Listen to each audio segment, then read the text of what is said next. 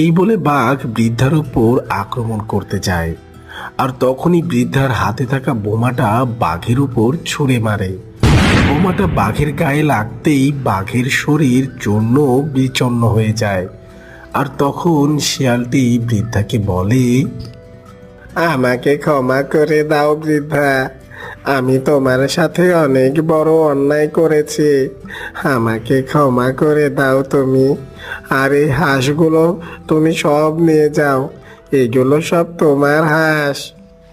না রে, তোর উপর আমার আর কোনো রাগে নেই।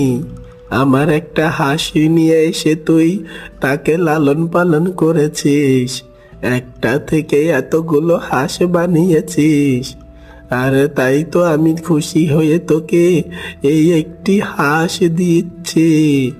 তুই এই হাঁসটা লালন পালন করে আরো অনেক হাঁস বানাবি, দেখবি তুই একদিন অনেক হাঁসের মালিক হয়ে গেছিস। এই কথা বলে বৃদ্ধা একটি হাঁস রেখে বাকি হাঁসগুলো নিয়ে বাড়িতে চলে যায়। আর ওদিকে শিয়ালটি এই একটি হাঁস নিয়ে তার ডেরাতে চলে যায়। আজ আমার অনেক আনন্দের দিন, দুষ্ট বাঘটাও শেষ, এখন আর হাঁস চুরি নিয়ে আমার কোনো চিন্তা নেই। এই হাঁস, তুই এখানেই থাক, আমি তোর জন্য কিছু মাছ শিকার করে আনি।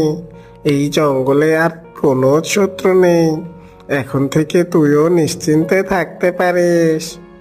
এই কথা বলে শিয়ালটি মাছ শিকার করতে যায়, আর গিয়ে মাছ শিকার করতে থাকে। আর ঠিক তখনই ওদিক দিয়ে একটি সিংহ যাচ্ছিল। শিয়ালের এমন মাছ শিকার করে দেখে সিংহ বলে, কে রে শিয়াল, তুই দেখি হঠাৎ মাছ ধরছিস, তা ব্যাপার কি রে? এই মাছ তুই কি করবি? আরে, এই বেটা সিংহ আবার কোত্থেকে এলো? এক বিপদ না যেতে আরেক বিপদ এসে হাজির। না, আমি কিছুতেই সিংহকে আমার হাঁসের কথা বলবো না, বললে যদি আমার হাঁসগুলো খেয়ে নেয়। কিরে, কি এত চিন্তা করছিস?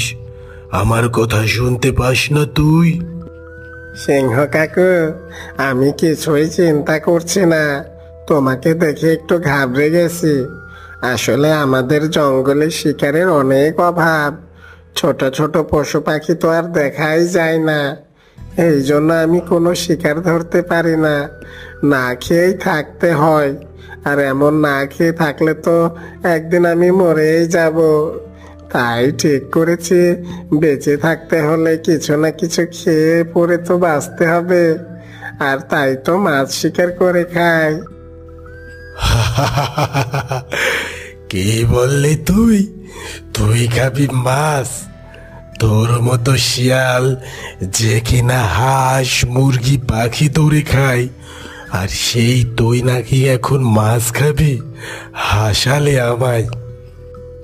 সিংহ কাকু, তুমি হাসো আর যাই করো, আমার এই মাছ খাওয়া ছাড়া আর দ্বিতীয়ত কোনো উপায় নেই, আমাকে এই মাছ ধরে খেয়ে বাঁচতে হবে। ঠিক আছে, তুই তাহলে মাছই খা, আমার আবার এসব দেখলে বমি আসে। থাক, আমি আমার জঙ্গলে ফিরে যাই। তোর এই জঙ্গলে যেহেতু কোনো পশু পাখি নাই, তখন আমি আমার জঙ্গলেই ফিরে যাই, ওখানে অনেক পশু পাখি পাওয়া যায়। এই কথা বলে সিংহ সেখান থেকে চলে যায়। আর তখন শিয়াল বলে, যাক বাবা, মিথ্যা কথা বলে সিংহকে বোকা বানিয়ে এখান থেকে তাড়াতে পেরেছি, এখন আর কোনো চিন্তা থাকবে না আমার। যাই, এই মাছগুলো নিয়ে এখন আমি বাড়িতে যাই। এই বলে শিয়াল মাছগুলো নিয়ে তার ডেরার দিকে রওনা দিল। আর হাঁসের সামনে গিয়ে সেই মাছগুলো দিয়ে বলল, নে নে, মাছগুলো পেট ভরে খা, বেশি বেশি করে খা, আর আমাকে বেশি বেশি ডিম দিবি, কেমন? আর তোর সেই ডিমগুলো ফুটিয়ে আরো অনেক হাঁস হবে, আর তখন আমি একটা খামার করব, হাঁসের খামার। এই কথা বলে শিয়াল সেখান থেকে চলে গেল। এমনই ভাবে কেটে যায় বেশ কিছুদিন। একদিন হঠাৎ একটি নেকড়ে শিয়ালের ডেরার সামনে দিয়েই যাচ্ছিল।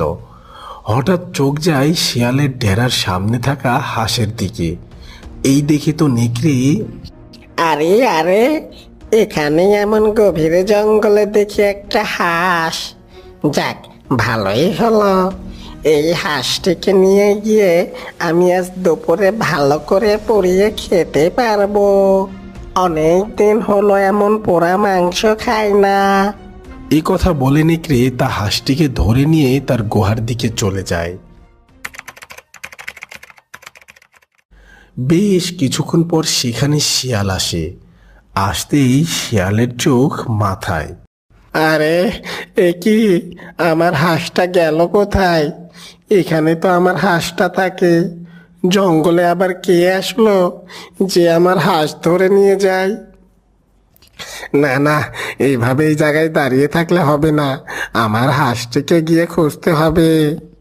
যেই না শিয়াল ঘুরে যেতে যায় অমনি দেখে নেকড়ের পায়ের ছাপ। এই দেখে শিয়ালের আর বুঝতে বাকি থাকে না। ও আচ্ছা, তাহলে শয়তান নেকড়ে, তুই আমার হাঁস চুরি করেছিস। দাঁড়া, আমার হাঁস চুরির মজা আমি তোকে দেখাবো। এই কথা বলে শিয়াল রওনা দেয় সেই বৃদ্ধার বাড়ির দিকে। আর বৃদ্ধার কাছে গিয়ে হাঁস চোরের ঘটনা বলতে থাকে। আর তারপর শিয়াল ও বৃদ্ধা নেকড়ের বাড়ির দিকে যায়। আর গিয়ে দেখে নেকড়েটা হাঁসটিকে মারার পরিকল্পনা করছে। আর তখন শিয়াল বলে, এই নেকড়ে, দাঁড়া। তোর এত বড় সাহস, তুই আমার ডোবার সামনে থেকে আমার হাঁস চুরি করে আনিস? আরে শিয়াল, তুই? ও, এই হাঁস তাহলে তোর ছিল। কিন্তু এখন যে এই হাঁস আমার, আর এই হাঁসটা আমি এখন খাবো। আর তোর সাথে তো দেখছি একটা মানুষও আছে। যাক, ভালোই হলো, তুই দেখে আমার 1 বছরের খাবার জোগাড় করে দিলে। নেকড়ের এমন কথা শুনে বৃদ্ধা বলে, 1 বছরের খাবার খাবি তুই, তাই না? দাঁড়া, তোকে আমি সারা জীবনের জন্য খাওয়াচ্ছি। এই কথা বলে বৃদ্ধাটি নেকড়ের উপর বোমা নিক্ষেপ করে। বোমাটি নেকড়ের গায়ে লাগতেই নেকড়ে নিমিষেই শেষ হয়ে যায়। আর তখন বৃদ্ধা বলে, এই নে শিয়াল, তোর হাঁস। এখন আর তোর কোনো চিন্তা নেই। এই জঙ্গলে আর তোর কোনো শত্রু নেই। এখন থেকে তুই শান্তিতে এই জঙ্গলে থাকতে পারবি। তোমাকে অনেক ধন্যবাদ গো বৃদ্ধা। তোমার এই উপকারের ঋণ আমি কখনোই ভুলবো না।